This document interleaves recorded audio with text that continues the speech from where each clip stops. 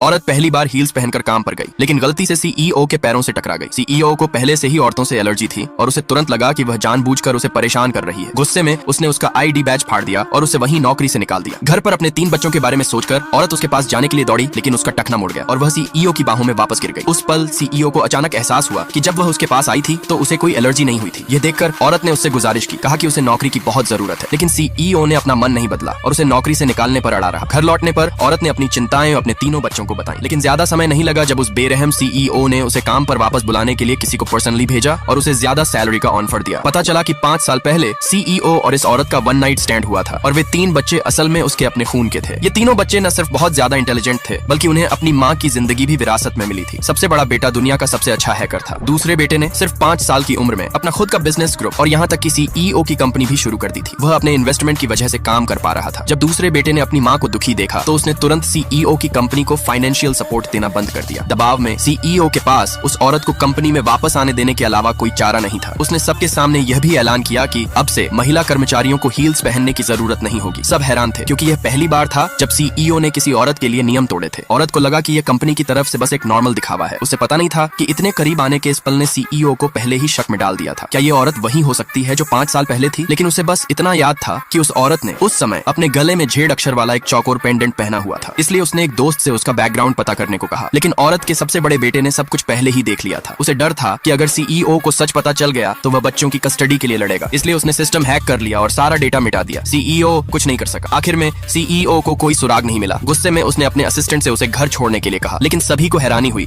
यह वही औरत थी जो कार में बैठी थी। सीईओ खुद पर काबू न रखते हुए कार की चाबियां उस पर फेंक दी और जैसे ही वह उन्हें उठाने के लिए नीचे झुकी, सीईओ की नजर उसकी गर्दन पर पड़ी और झेड़ अक्षर वाला वह चौकोर पेंडेंट उसकी आंखों के सामने साफ दिखाई दिया।